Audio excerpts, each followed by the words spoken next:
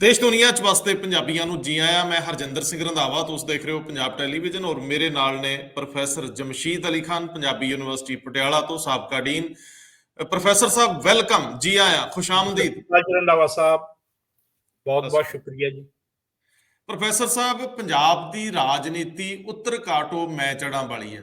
ਇੱਕ ਪਾਰਟੀ ਜਾਂਦੀ ਦੂਜੀ ਆ ਜਾਂਦੀ, ਲੇਕਿਨ ਪਿਛਲੀ ਵਾਰੀ ਇੰਜ ਲੱਗਿਆ 3 ਧਿਰੀ ਮੁਕਾਬਲੇ ਹੋਣਗੇ, ਹੋਏ ਵੀ, ਲੇਕਿਨ ਕੁਝ ਸੌਰਿਆ ਨਾ। ਇੱਕ ਧਿਰ ਬਹੁ ਗਿਣਤੀ ਲੈ ਗਈ ਔਰ ਅੱਗੇ ਨਾਲੋਂ ਵੀ ਜ਼ਿਆਦਾ ਲੈ ਗਈ। ਕੈਪਟਨ ਅਮਰਿੰਦਰ ਸਿੰਘ ਦੇ ਚਿਹਰੇ ਤੇ ਲੋਕਾਂ ਨੇ ਦਾ ਖੇਡਤਾ। ਐਤਕੀ ਫਿਰ ਇੰਜ ਲੱਗਣ ਲੱਗਿਆ ਕਿ ਬਹੁਤ ਦਿਸ਼ਾਵੀ ਤੇ ਬਹੁਤ ਧਰਾਵੀ ਮੁਕਾਬਲੇ ਹੋਣਗੇ, ਲੇਕਿਨ ਇੱਥੇ ਤੱਕ ਆਉਂਦਿਆਂ ਇਲੈਕਸ਼ਨ ਦੀਆਂ ਬਰੂਹਾਂ ਤੇ ਖਲੋ ਕੇ ਵੇਖਿਆ, ਇੰਜ ਲੱਗਦਾ ਹੈ ਕਿ ਇਹ ਤਾਂ ਫਿਰ 2 ਧਿਰੀ ਲੜਾਈ ਹੋ ਗਈ। ਕੈਪਟਨ ਅਮਰਿੰਦਰ ਸਿੰਘ ਦੇ ਮੈਦਾਨ ਚ ਆਉਣ ਤੋਂ ਬਾਅਦ ਔਰ ਬੀਜੇਪੀ ਨਾਲ ਜੁੜਨ ਦੇ ਨਾਲ ਇੰਜ ਲੱਗਣ ਲੱਗਿਆ ਕਿ ਇਸ ਵਾਰੀ ਇਲੈਕਸ਼ਨ ਤੋਂ ਬਾਅਦ ਦੇ ਗੱਠਜੋੜ ਕੈਪਟਨ ਅਮਰਿੰਦਰ ਸਿੰਘ ਬੀਜੇਪੀ ਜਾ ਕੇ ਅਕਾਲੀ ਦਲ ਬਸਪਾ ਗੱਠਜੋੜ ਨਾਲ ਜੁੜ ਜਾਣਗੇ ਜੇ ਹੰਗ ਅਸੈਂਬਲੀ ਦੀ ਨੌਬਤ ਆਉਂਦੀ ਹੈ। ਭਾਵੇਂ ਸੀਟਾਂ ਕਿਸੇ ਨੂੰ 5 ਆਉਣ, 4 ਆਉਣ, 10 ਆਉਣ, ਪਤਾ ਨਹੀਂ, ਇਹ ਭਵਿੱਖ ਦੀ ਗਰਭ ਚ ਹੈ। ਲੇਕਿਨ ਦੂਜੇ ਪਾਸੇ ਰਵਾਇਤੀ ਤੌਰ ਤੇ ਦੇਸ਼ ਦੀ ਰਾਜਨੀਤੀ ਜਿਵੇਂ ਭਾਜਪਾ ਦੇ ਖਿਲਾਫ ਇਕੱਠੀ ਹੋ ਰਹੀ ਆ, ਉੱਥੇ ਕਾਂਗਰਸ ਔਰ ਕੇਜਰੀਵਾਲ ਦਾ ਕਿਸੇ ਵੀ ਮੌਕੇ ਇਕੱਠੇ ਹੋ ਜਾਣਾ ਕੋਈ ਬਹੁਤਾ ਅਤਕਥਨੀ ਨਹੀਂ ਗੀ। ਪੰਜਾਬ ਦੇ ਵਿੱਚ ਇਲੈਕਸ਼ਨ ਤੋਂ ਬਾਅਦ ਕੇਜਰੀਵਾਲ ਔਰ ਕਾਂਗਰਸ ਇਕੱਠੇ ਹੋ ਜਾਣ, ਇਹਨੂੰ ਤੁਸੀਂ ਇਨਕਾਰ ਨਹੀਂ ਕਰ ਸਕਦੇ। ਤੇ ਅੱਜ ਦਿਨ ਵੇਲੇ ਕੈਪਟਨ ਅਮਰਿੰਦਰ ਸਿੰਘ ਦੀ ਪੀਸੀ, ਇਹਨੂੰ ਆਪਾਂ ਕਿਸ ਸੰਦਰਭ ਚ ਲਈਏ, ਆਉਂਦੀ ਇਲੈਕਸ਼ਨ ਨੂੰ ਕਿਸ ਜਾਵੀਏ ਚ ਪਾ ਕੇ ਵੇਖੀਏ। ਮੈਂ ਪ੍ਰੋਫੈਸਰ ਸਾਹਿਬ, ਤੁਸੀਂ ਪੀਸੀ ਸੁਣੀ ਹੋਣੀ ਆ, ਨਖੇੜ ਕੱਢ ਕੇ ਦੱਸਿਓ। ਇੱਕ ਵਾਰੀ ਪਹਿਲਾਂ ਵੀ ਕੈਪਟਨ ਅਮਰਿੰਦਰ ਸਿੰਘ ਦਮਗਜੇ ਮਾਰ ਕੇ ਪਾਰਟੀ ਬਣਾ ਕੇ ਉਹ ਪਿੱਛੇ ਜਾ ਖੜੇ ਸੀ, ਲੇਕਿਨ ਐਤਕੀ ਦੇ ਜਿਹੜੇ ਸਮੀਕਰਨ ਨੇ ਔਰ ਜਿਸ ਤਰੀਕੇ ਨਾਲ ਵਾਪਰ ਰਹੀਆਂ ਘਟਨਾਵਾਂ, ਇਹਨਾਂ ਨੂੰ ਕਿਸ ਤਰੀਕੇ ਨਾਲ ਪਰਿਭਾਸ਼ਿਤ ਕਰੋਗੇ? ਰੰਧਾਵਾ ਸਾਹਿਬ, ਜਿਸ ਤਰ੍ਹਾਂ ਤੁਸੀਂ ਠੀਕ ਵਜ੍ਹਾ ਫਰਮਾਇਆ ਕਿ ਜਿਹੜੀ ਪੰਜਾਬ ਦੀ ਰਾਜਨੀਤੀ ਹੈ ਉਹ ਟ੍ਰੈਡੀਸ਼ਨਲੀ 2 ਪੋਲੀਟੀਕਲ ਪਾਰਟੀਆਂ ਦੇ ਵਿੱਚ ਹੀ ਰੋਟੇਸ਼ਨ ਰਹੀ ਹੈ ਪਾਵਰ ਦੀ।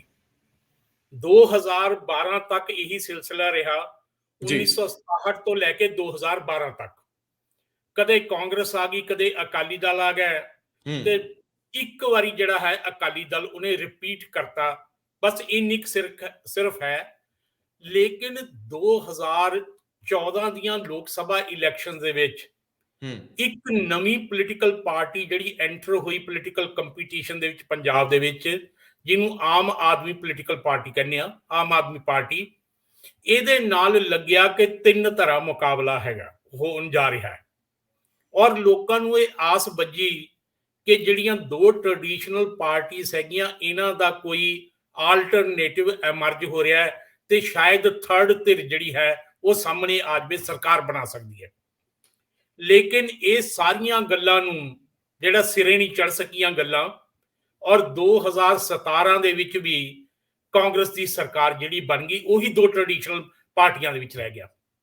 ਹੁਣ ਇੱਥੇ ਮੈਂ ਇੱਕ ਗੱਲ ਜਿਹੜੀ ਤੁਹਾਨੂੰ ਥੋੜੀ ਜੀ ਮਤਲਬ ਕਲੀਅਰ ਕਰ ਦਵਾਂ ਕਿ ਜਿਹੜੀਆਂ ਸਾਡੀਆਂ 2 ਪੋਲੀਟੀਕਲ ਪਾਰਟੀਆਂ ਹੈਗੀਆਂ, ਅਕਾਲੀ ਦਲ ਤੇ ਕਾਂਗਰਸ, ਜੇ ਤੁਸੀਂ ਉਹਨਾਂ ਦੀ ਪਰਫਾਰਮੈਂਸ ਤੇ ਝਾਤ ਮਾਰੋ, ਉਹਨਾਂ ਦੀ ਜਿਹੜੀ ਅਨਐਕਸਪੈਕਟਡ ਪਰਫਾਰਮੈਂਸ ਹੁੰਦੀ ਹੈ ਕਈ ਵਾਰੀ, ਉਹ ਇਸ ਚੀਜ਼ ਦੀ ਇੰਡੀਕੇਸ਼ਨ ਹੁੰਦੀ ਹੈ ਕਿ ਦੋਨੋਂ ਮੇਜਰ ਪਾਰਟੀਆਂ ਨੇ ਮਿਲ ਕੇ ਆਪਸ ਦੇ ਵਿੱਚ ਚੋਣ ਲੜੀ ਹੈ।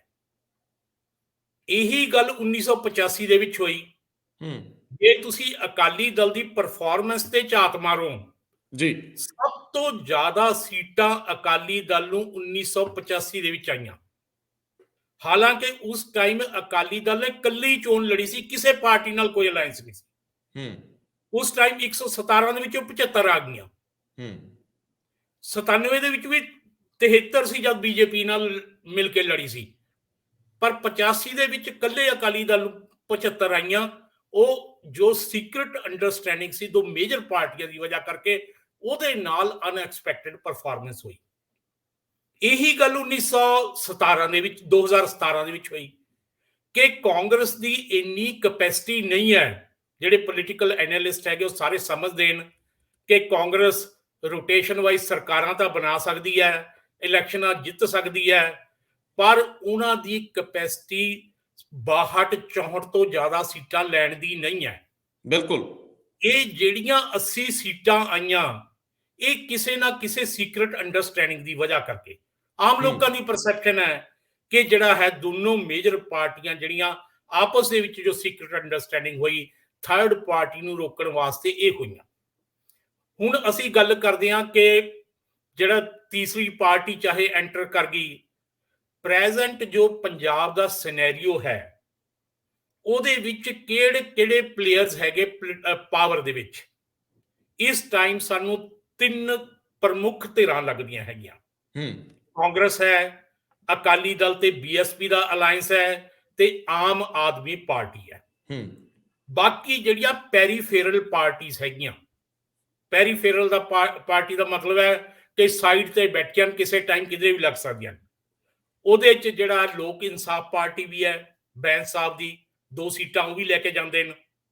ਇਸੇ ਤਰ੍ਹਾਂ ਬੀਜੇਪੀ ਹੈ, ਇਸੇ ਤਰ੍ਹਾਂ ਜਿਹੜੀਆਂ ਹੈਗੀਆਂ ਜਿਹੜੀ ਸੰਯੁਕਤ ਅਕਾਲੀ ਦਲ ਹੈ।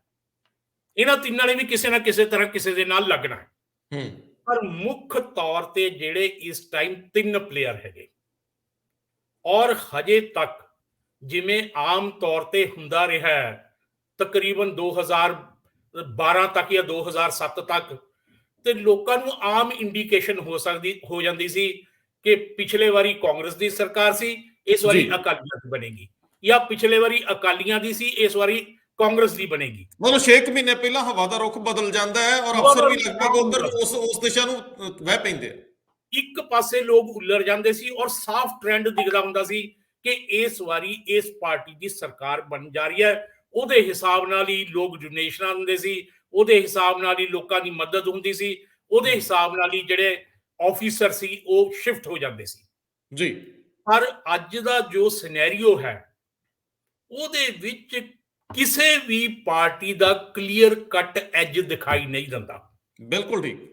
3 ਪਲੇਅਰ ਤਾਂ ਜਿਹੜੇ ਕਲੀਅਰ ਕੱਟ ਹੈਗੇ, ਜਿਹੜੇ ਪਾਵਰ ਦੇ ਵਿੱਚ ਹੈਗੇ, ਮੇਜਰ ਪਾਰਟੀਆਂ ਜਿਹੜੀਆਂ ਪਿਛਲੇ ਵਾਰੀ ਵੀ ਪਾਵਰ ਵਾਸਤੇ ਕੰਪੀਟੀਟਰ ਸੀ, ਜਿਹਦੇ ਵਿੱਚ ਅਕਾਲੀ ਦਲ ਚਾਹੇ ਪਹਿਲਾਂ ਬੀਜੇਪੀ ਨਾਲ ਮਿਲ ਕੇ ਲੜ ਰਿਹਾ ਸੀ, ਇਸ ਵਾਰੀ ਬੀਐਸਪੀ ਨਾਲ ਮਿਲ ਕੇ ਲੜ ਰਿਹਾ। ਆਮ ਆਦਮੀ ਪਾਰਟੀ ਨੇ ਪਿਛਲੇ ਵਾਰੀ ਵੀ ਲੜੀ ਸੀ, ਇਸ ਵਾਰੀ ਵੀ ਕੰਪੀਟੀਸ਼ਨ ਦੇ ਵਿੱਚ ਹੈਗੇ। ਕਾਂਗਰਸ ਪਾਰਟੀ ਹੈ, ਪਰ ਕਈ ਜਿਹੜੀਆਂ ਨਵੀਆਂ ਡਿਵੈਲਪਮੈਂਟਸ ਹੋਈਆਂ 2017 ਤੋਂ ਬਾਅਦ ਜੀ, ਨਵੀਆਂ ਡਿਵੈਲਪਮੈਂਟਸ ਦੇ ਵਿੱਚ ਇੱਕ ਤਾਂ ਕਾਂਗਰਸ ਪਾਰਟੀ ਦੇ ਵਿੱਚ ਜੋ ਫੁੱਟ ਪਈ ਹੈ, ਅਮਰਿੰਦਰ ਸਿੰਘ ਦੇ ਹਟਣ ਤੋਂ ਬਾਅਦ ਉਹਨਾਂ ਨੇ ਕਲੀਅਰ ਕੱਟ ਸੰਕੇਤ ਦਿੱਤੇ ਨੇ ਕਿ ਉਹ ਆਪਣੀ ਅਲੱਗ ਪਾਰਟੀ ਬਣਾਉਣ ਜਾ ਰਹੇ ਹਨ। ਬਿਲਕੁਲ। ਅੱਜ ਵੀ ਜੋ ਉਹਨਾਂ ਨੇ ਸਪੀਚ ਦਿੱਤੀ ਹੈ ਉਹਦੇ 'ਚ ਚਾਹੇ ਕਿਹਾ ਮੈਂ ਹਜੇ ਹਾਲ ਦੀ ਘੜੀ ਪਾਰਟੀ ਦਾ ਨਾਮ ਤਾਂ ਨਹੀਂ ਦੱਸ ਸਕਦਾ, ਪਰ ਸਾਡੇ ਵਕੀਲ ਇਸ ਇਸ਼ੂ ਤੇ ਕੰਮ ਕਰ ਰਹੇ ਹਨ। ਅਸੀਂ ਇਲੈਕਸ਼ਨ ਕਮਿਸ਼ਨ ਕੋਲ ਪਹੁੰਚ ਕੀਤੀ ਹੈ ਪਾਰਟੀ ਰਜਿਸਟਰ ਕਰਾਉਣ ਵਾਸਤੇ ਤੇ ਇਲੈਕਸ਼ਨ ਸਿੰਬਲ ਵਾਸਤੇ। ਸਾਰੀਆਂ ਚੀਜ਼ਾਂ ਜਦ ਤੈਅ ਹੋ ਜਾਣਗੀਆਂ ਅਸੀਂ ਪਾਰਟੀ ਦਾ ਨਾਮ ਦੱਸ ਦੇਵਾਂਗੇ। ਇਹਦਾ ਮਤਲਬ ਆਲਮੋਸਟ ਪਾਰਟੀ ਬਣਾ ਚੁੱਕੇ ਹੈਗੇ ਜੀ।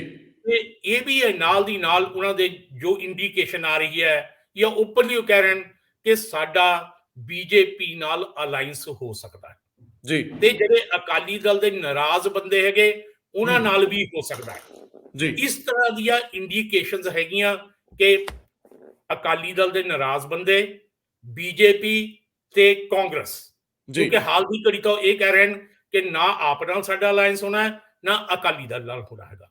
ਹਾਲ ਦੀ ਘੜੀ ਇਹ ਗੱਲ ਕਹਿ ਰਹੇ ਹਨ ਜੀ। ਇਸੇ ਤਰ੍ਹਾਂ ਹੀ ਜਿਹੜੇ ਸੰਯੁਕਤ ਅਕਾਲੀ ਦਲ ਵਾਲੇ ਹੈਗੇ ਉਹ ਇਹ ਕਹਿ ਰਹੇ ਹਨ ਕਿ ਕਾਂਗਰਸ, ਬੀਜੇਪੀ ਤੇ ਅਕਾਲੀ ਦਲ ਨੂੰ ਛੱਡ ਕੇ ਸਾਡਾ ਕਿਸੇ ਵੀ ਨਾਲ ਅਲਾਈਅੰਸ ਹੋ ਸਕਦਾ ਹੈ। ਇਹਦਾ ਮਤਲਬ ਕੀ ਹੈ ਕਿ ਆਮ ਆਦਮੀ ਪਾਰਟੀ ਨਾਲ ਵੀ ਅਲਾਈਅੰਸ ਹੋ ਸਕਦਾ ਹੈ ਤੇ ਮਹਾਰਾਜੇ ਦੀ ਪਾਰਟੀ ਦੇ ਨਾਲ ਜਿਹੜੀ ਨਵੀਂ ਬਣ ਜਾ ਰਹੀ ਹੈ ਉਹਦੇ ਨਾਲ ਵੀ ਅਲਾਈਅੰਸ ਦੀਆਂ ਸੰਭਾਵਨਾਵਾਂ ਹੈਗੀਆਂ ਜੀ। ਜੇ ਇਸ ਤਰ੍ਹਾਂ ਦੀਆਂ ਗੱਲਾਂ ਸਿਰੇ ਚੜ੍ਹਦੀਆਂ ਹੈਗੀਆਂ ਤਾਂ ਇਹ ਚਕੋਨਾ ਮੁਕਾਬਲਾ ਹੋਏਗਾ ਪੰਜਾਬ ਦੇ ਵਿੱਚ।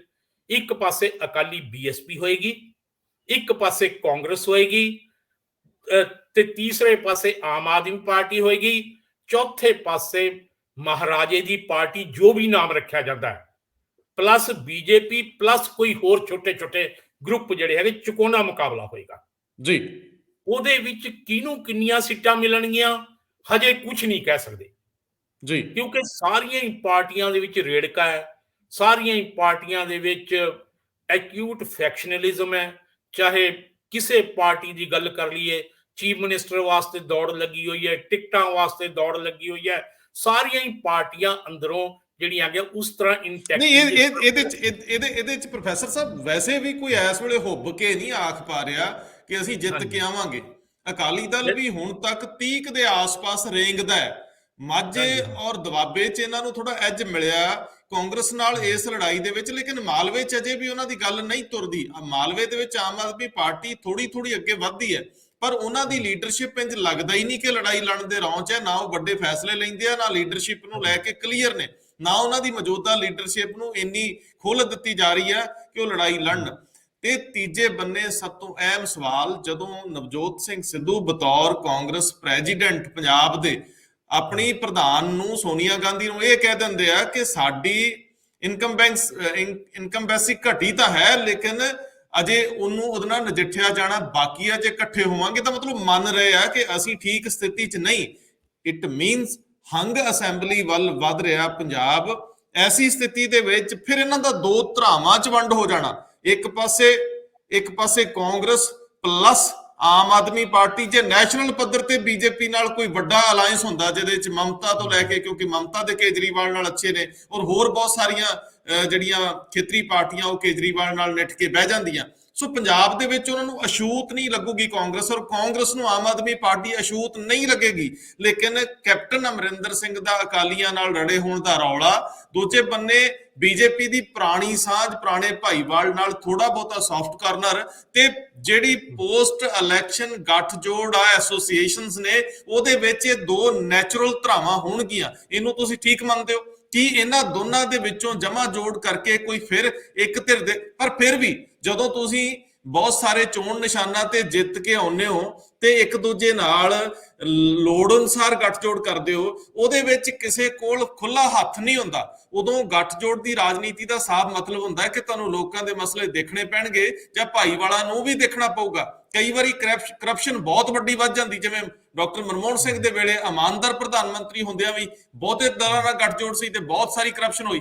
ਇੱਥੇ ਵੀ ਜਾਂ ਤਾਂ ਲੋਕਾਂ ਦੇ ਮਸਲੇ ਜ਼ਿਆਦਾ ਐਡਰੈਸ ਹੋਣਗੇ ਤੇ ਜਾਂ ਫਿਰ ਬਹੁਤ ਜ਼ਿਆਦਾ ਕਰਪਟ ਪ੍ਰੈਕਟਿਸਿਸ ਜਿਹੜੀਆਂ ਉਹ ਵਿਸਥਾਰ ਲੈਣਗੀਆਂ। ਕੀ ਕਹਿੰਦੇ ਹੋ? ਬਿਲਕੁਲ ਰੰਧਾਵਾ ਸਾਹਿਬ, ਠੀਕ ਹੈ। ਤੁਸੀਂ ਕੋਲੀਸ਼ਨ ਪੋਲਿਟਿਕਸ ਜਾਂ ਕੰਪਲਸ਼ਨ ਦੀ ਗੱਲ ਕੀਤੀ ਹੈ। ਪਹਿਲਾਂ ਤਾਂ ਨਵਜੋਤ ਸਿੱਧੂ ਹੋਣਾ ਦੀ ਤੁਸੀਂ ਗੱਲ ਕੀਤੀ, ਉਹਨਾਂ ਨੇ ਸੋਨੀਆ ਗਾਂਧੀ ਨੂੰ ਲੈਟਰ ਲਿਖਿਆ ਜੀ। ਉਹਦੇ ਵਿੱਚ ਜੋ ਉਹਨਾਂ ਨੇ ਗੱਲ ਕੀਤੀ ਹੈ ਕਿ ਜੋ ਕਾਂਗਰਸ ਨੂੰ ਡੈਮੇਜ ਹੋਇਆ, ਇਹਦਾ ਮਤਲਬ ਉਹ ਤਾਂ ਮੰਨਦੇ ਹੈਗੇ ਕਿ ਜੋ 4.5 ਸਾਲ ਦੇ ਵਿੱਚ ਕਾਂਗਰਸ ਦੀ ਪਰਫਾਰਮੈਂਸ ਰਹੀ ਹੈ ਉਹ ਉਸ ਤਰ੍ਹਾਂ ਦੀ ਨਹੀਂ ਸੀ, ਲੋਕਾਂ ਦੀਆਂ ਐਕਸਪੈਕਟੇਸ਼ਨ ਦੇ ਮੁਤਾਬਕ ਨਹੀਂ। ਇਸ ਕਰਕੇ ਬਹੁਤ ਜ਼ਿਆਦਾ ਡੈਮੇਜ ਹੋਇਆ। ਔਰ ਨਵਜੋਤ ਸਿੰਘ ਸਿੱਧੂ ਨੇ ਇਹ ਕਿਹਾ ਕਿ ਡੈਮੇਜ ਨੂੰ ਕੰਟਰੋਲ ਕਰਨ ਦਾ ਕਾਂਗਰਸ ਕੋਲੇ ਲਾਸਟ ਮੌਕਾ ਹੈ, 3 ਮਹੀਨੇ ਕਰ ਲੋ ਜੇ ਕਰਨਾ। ਇਹਦਾ ਮਤਲਬ ਕਿ ਕਾਂਗਰਸ ਵੀ ਵੀਕ ਹੈ, ਅੰਦਰੋਂ ਡਿਵਾਈਡਡ ਹੈ, ਇਹ ਤਾਂ ਆਪਾਂ ਸਾਰਿਆਂ ਨੂੰ ਪਤਾ ਹੀ ਹੈ। ਹੁਣ ਲਗਭਗ 1.5 ਮਹੀਨਾ, ਪੌਣੇ 2 ਮਹੀਨੇ ਰਹਿ ਗਏ, ਬਹੁਤਾ ਜ਼ਿਆਦਾ ਸਮਾਂ ਨਹੀਂ ਬਚਿਆ। ਦਸੰਬਰ ਦੇ ਐਂਡ ਜਾ ਕੇ ਚੋਣ ਜਾਬਤਾ ਲੱਗ ਜਾਣਾ ਹਰ ਹਾਲ 'ਚ। ਔਰ ਤੁਸੀਂ ਜੇ ਥੋੜਾ ਜਿਹਾ ਆਪਾਂ ਪਾਰਟੀਆਂ ਦੇ ਸਪੋਰਟ ਬੇਸ ਦੀ ਗੱਲ ਕਰੀਏ, ਜਿਵੇਂ ਅਕਾਲੀ ਬੀਐਸਪੀ ਦਾ ਅਲਾਇੰਸ ਹੋਇਆ ਹੈ, ਤੁਸੀਂ ਬਿਲਕੁਲ ਠੀਕ ਕਿਹਾ ਕਿ ਬੀਐਸਪੀ ਨਾਲ ਅਲਾਇੰਸ ਹੋਣ ਦੇ ਨਾਲ ਅਕਾਲੀ ਦਲ ਨੂੰ ਥੋੜਾ ਜਿਹਾ ਦੁਆਬੇ ਦੇ ਵਿੱਚ ਮਾਰਜਨਲ ਸੀਟਾਂ ਤੇ ਐਡਵਾਂਟੇਜ ਹੋਏਗਾ ਜੀ। ਕਿਉਂਕਿ ਜੇ ਤੁਸੀਂ ਸ਼ਡਿਊਲ ਕਾਸਟ ਪਾਪੂਲੇਸ਼ਨ ਦਾ ਵੋਟਿੰਗ ਪੈਟਰਨ ਦੇਖੋ ਨਾ, ਜਿਹੜਾ ਸਿੱਖ ਸ਼ਡਿਊਲ ਕਾਸਟ ਹੈ ਜੀ, ਮਾਲਵੇ ਤੇ ਮਾਝੇ ਦੇ ਵਿੱਚ ਰਹਿ ਰਿਹਾ ਹੈ, ਉਹ ਕੋਈ ਜ਼ਿਆਦਾ ਕਾਸਟ ਵਾਈਜ਼ ਨੂੰ ਪ੍ਰੈਫਰੈਂਸ ਨਹੀਂ ਦਿੰਦਾ, ਕਾਸਟ ਵਾਈਜ਼ ਵੋਟਿੰਗ ਨੂੰ। ਸਾਡੇ ਸਾਹਮਣੇ ਕਲਾਸਿਕ ਐਗਜ਼ਾਮਪਲ ਹੈ ਮੁਕਤਸਰ ਸਾਹਿਬ ਡਿਸਟ੍ਰਿਕਟ ਦੀ।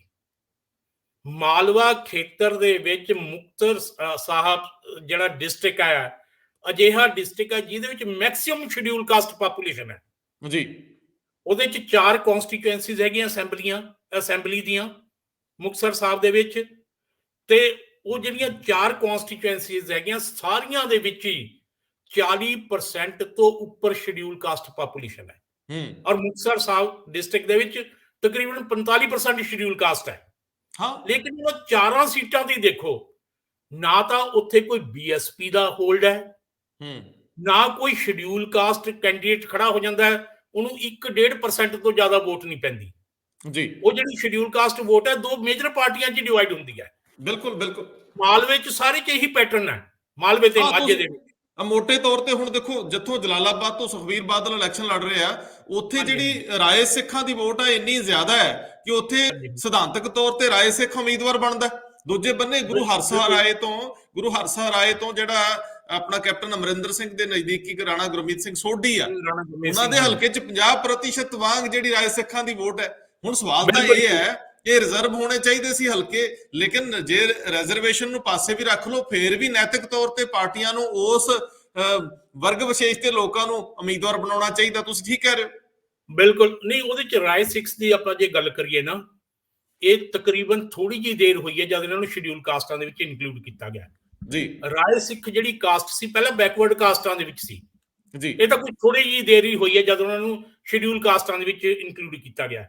ਜੀ ਔਰ ਸ਼ੇਰ ਸਿੰਘ ਗੁਬਾਇਆ ਨੇ ਇੱਕ ਮੈਮੋਰੰਡਮ ਵੀ ਦਿੱਤਾ, ਜਿਹੜਾ ਡੀਲਿਮਿਟੇਸ਼ਨ ਕਮਿਸ਼ਨ, ਕਿ 2 ਸੀਟਾਂ ਹੋਰ ਰਿਜ਼ਰਵ ਕਰੋ ਫਿਰੋਜ਼ਪੁਰ ਡਿਸਟ੍ਰਿਕਟ ਦੀਆਂ। ਆਪਾਂ ਇਹ ਗੱਲ ਕਰ ਰਹੇ ਹਾਂ ਕਿ ਮਾਲਵਾ ਦੇ ਸ਼ਡਿਊਲ ਕਾਸਟਾਂ ਦਾ ਤੇ ਮਾਝਾ ਦੇ ਸ਼ਡਿਊਲ ਕਾਸਟਾਂ ਦਾ ਜਿਹੜਾ ਪੈਟਰਨ ਆਫ ਵੋਟਿੰਗ ਹੈ, ਉਹ ਕਾਸਟ ਵਾਈਜ਼ ਇੰਨੀ ਪ੍ਰੈਫਰੈਂਸ ਨਹੀਂ ਦਿੰਦੇ ਵੋਟਿੰਗ ਨੂੰ। ਜੀ ਜੀ ਜੀ ਉਹ ਦੋ ਮੇਜਰ ਪਾਰਟੀਆਂ ਨੂੰ ਪਾਉਂਦੇ ਨੇ। ਉਹਨਾਂ ਚ ਵੰਡ ਹੋ ਜਾਂਦੇ। ਹਾਂ, ਜਿਹੜਾ ਹਿੰਦੂ ਸ਼ਡਿਊਲ ਕਾਸਟ ਹੈ ਨਾ, ਜਿਹੜਾ ਮੇਨਲੀ ਦੁਆਬੇ ਦੇ ਵਿੱਚ ਹੈ, ਕਾਫੀ ਸਮਰਿੱਧ ਹੈ ਕਿਉਂਕਿ ਬਾਹਰ ਚਲੇ ਗਏ, ਇਕਨੋਮਿਕਲੀ ਵੀ ਕਾਫੀ ਵੈਲ ਆਫ ਹੈਗੇ, ਉਹ ਤਕਰੀਬਨ ਕਾਸਟ ਵਾਈਜ਼ ਵੋਟਿੰਗ ਕਰਦੇ ਨੇ। ਉੱਥੇ ਬੀਐਸਪੀ ਦਾ ਹੋਲਡ ਹੈ, ਉੱਥੇ ਥੋੜੀਆਂ ਜਿਹੀਆਂ ਮਾਰਜਨਲ ਸੀਟਾਂ ਤੇ ਉਹਨਾਂ ਨੂੰ ਫਰਕ ਪੈ ਸਕਦਾ ਹੈ ਜਿਹੜਾ ਅਕਾਲੀ ਦਲ ਹੈ।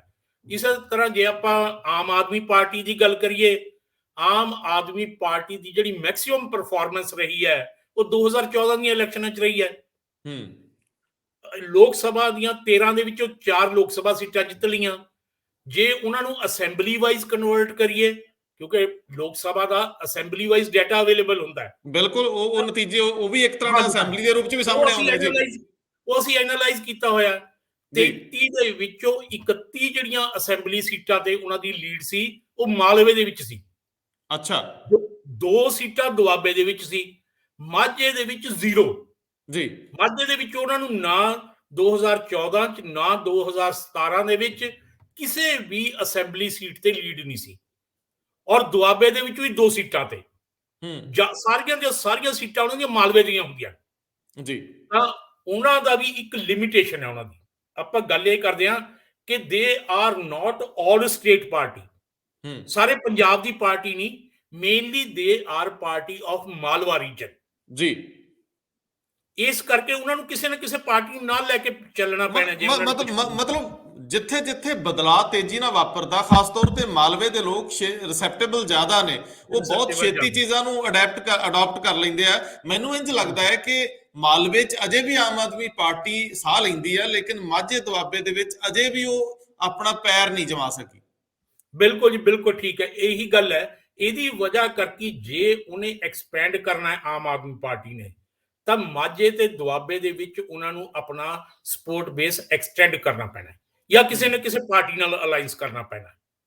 ਜਾਂ ਅੱਜ ਕੱਲ ਜਿਵੇਂ ਤੁਸੀਂ ਬਿਲਕੁਲ ਠੀਕ ਗੱਲ ਕਹੀ ਕਿ ਪੋਸੀਬਿਲਿਟੀ ਜੋ ਇਹ ਹੈ ਇਸ ਟਾਈਮ, ਕੱਲ ਨੂੰ ਪਤਾ ਨਹੀਂ, ਸਿਆਸਤ ਦੇ ਵਿੱਚ ਬੜੀਆਂ ਤੇਜ਼ੀ ਨਾਲ ਚੇਂਜਸ ਹੁੰਦੀਆਂ ਨੇ, ਕੋਈ ਪਤਾ ਨਹੀਂ ਚੱਲਦਾ, ਕੋਈ ਕ੍ਰਿਸ਼ਮਾ ਵਾਪਰ ਜਾਵੇ। ਪਰ ਜੋ ਅੱਜ ਦਾ ਦਿਨ ਹੈ, ਜੋ ਅਜੋਕਾ ਮਤਲਬ ਹੈ ਸਮਾਂ, ਇਹਦੇ ਵਿੱਚ ਇਹ ਲੱਗਦਾ ਕਿ ਕਿਸੇ ਵੀ ਪਾਰਟੀ ਨੂੰ ਮੈਜੋਰਿਟੀ ਨਹੀਂ ਮਿਲਣ ਜਾ ਰਹੀ। ਬਿਲਕੁਲ ਠੀਕ ਹੈ। ਨਾ ਅਕਾਲੀ ਦਲ ਤੇ ਬੀਐਸਪੀ ਨੂੰ ਮੈਜੋਰਿਟੀ ਮਿਲਣੀ ਹੈ, ਨਾ ਕਾਂਗਰਸ ਨੂੰ ਮਿਲਣੀ ਹੈ, ਨਾ ਆਮ ਆਦਮੀ ਪਾਰਟੀ ਨੂੰ ਮਿਲਣੀ ਹੈ, ਨਾ ਮਹਾਰਾਜੇ ਵਾਲੇ ਗਰੁੱਪ ਨੂੰ ਮਿਲਣੀ ਹੈ ਜੀ।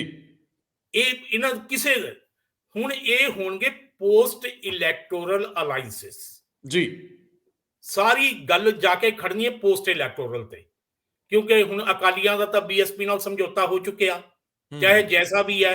ਆਪਾਂ ਨੂੰ ਪਤਾ ਹੈ ਕਿ ਉਹਨਾਂ ਨੂੰ ਇੱਕ ਐਡਵਾਂਟੇਜ ਜ਼ਰੂਰ ਹੋ ਗਿਆ ਕਿ ਬੀਐਸਪੀ ਨਾਲ ਅਲਾਈਅੰਸ ਹੋਣ ਨਾਲ ਉਹਨਾਂ ਦਾ ਬੀਜੇਪੀ ਤੇ ਪ੍ਰੈਸ਼ਰ ਜ਼ਰੂਰ ਬਣ ਗਿਆ। ਬਿਲਕੁਲ। ਮੈਂ ਇਹ ਗੱਲ ਕਿਉਂ ਕਹਿੰਦਾ ਬੀਜੇਪੀ ਤੇ ਪ੍ਰੈਸ਼ਰ ਬਣ ਗਿਆ, ਕਿਉਂਕਿ ਬੀਜੇਪੀ ਵਾਸਤੇ ਪੰਜਾਬ ਕੋਈ ਇੰਪੋਰਟੈਂਟ ਸਟੇਟ ਨਹੀਂ। ਬਿਲਕੁਲ ਠੀਕ ਹੈ। ਉਹਨਾਂ ਵਾਸਤੇ ਯੂਪੀ ਦੀ ਬਹੁਤ ਇੰਪੋਰਟੈਂਸ ਹੈ। ਔਰ ਯੂਪੀ ਦੇ ਵਿੱਚ ਜੋ ਚੱਲ ਰਿਹਾ ਹੈ ਇਸ ਟਾਈਮ, ਜਿਸ ਤਰ੍ਹਾਂ ਬੀਜੇਪੀ ਨੂੰ ਡੈਮੇਜ ਹੋਇਆ ਹੈ ਕਿਸਾਨ ਐਜੀਟੇਸ਼ਨ ਦੀ ਵਜ੍ਹਾ ਕਰਕੇ, ਉਹਨਾਂ ਨੂੰ ਬੀਐਸਪੀ ਦੀ ਬਹੁਤ ਸਖਤ ਜ਼ਰੂਰਤ ਹੈ, ਬਿਲਕੁਲ ਬੀਐਸਪੀ ਬਿਲਕੁਲ। ਨਾਲ ਅਲਾਈਅੰਸ ਦੀ। ਉਹਨਾਂ ਦਾ ਨਾ ਸਮਾਜਵਾਦੀ ਪਾਰਟੀ ਨਾਲ ਹੋ ਸਕਦਾ ਹੈ, ਨਾ ਕਾਂਗਰਸ ਨਾਲ ਹੋ ਸਕਦਾ, ਲੈ ਦੇ ਕੇ ਉਹਨਾਂ ਨੂੰ ਬੀਜੇਪੀ ਬੀਐਸਪੀ ਚਾਹੀਦੀ ਹੈ। ਔਰ ਮਾਇਆਵਤੀ ਦਾ ਸੌਫਟ ਕਾਰਨਰ ਲਗਭਗ ਦਿਸਦਾ ਵੀ ਰਿਹਾ। ਹਾਂਜੀ ਹਾਂਜੀ, ਤਾਂ ਬੀਐਸਪੀ ਜਿਹੜੀ ਅਕਾਲੀਆਂ ਦੇ ਨਾਲ, ਅਕਾਲੀਆਂ ਨੇ ਲਾ ਲਈ ਨਾ ਬੀਐਸਪੀ ਨਾਲ। ਪਹਿਲਾਂ ਵੀ ਇੱਕ ਵਾਰੀ ਇਹ ਹੋਇਆ ਸੀ ਕਿ ਬੀਐਸਪੀ ਤੇ ਜਿਹੜੀ ਬੀਜੇਪੀ ਉਹਨਾਂ ਨੇ ਅਲੱਗ-ਅਲੱਗ ਚੋਣਾਂ ਲੜੀਆਂ ਸੀ, ਪਰ ਇੱਥੇ ਅਕਾਲੀ ਦਲ ਜਿਹੜਾ ਸੀ ਉਹ ਕਾਫੀ ਉਸ ਟਾਈਮ ਮਜ਼ਬੂਤ ਸੀ। ਔਰ ਬਾਦਲ ਸਾਹਿਬ ਦੀ ਇਹ ਜ਼ਿੰਮੇਵਾਰੀ ਲੱਗੀ ਬੀਜੇਪੀ ਦੀ ਹਾਈ ਕਮਾਂਡ ਦੀ ਤਰਫੋਂ ਕਿ ਤੁਸੀਂ ਬੀਐਸਪੀ ਨੂੰ ਕਿਸੇ ਨਾ ਕਿਸੇ ਤਰ੍ਹਾਂ ਸਾਡੇ ਰਾਉਂਡ ਲੈ ਕੇ ਆਓ ਤਾਂ ਕਿ ਅਸੀਂ ਸਰਕਾਰ ਬਣਾ ਸਕੀਏ। ਔਰ ਬਾਦਲ ਸਾਹਿਬ ਨੇ ਰੋਲ ਪਲੇ ਕੀਤਾ ਸੀ। ਹੁਣ ਵੀ ਉਹੀ ਹੋਣਾ।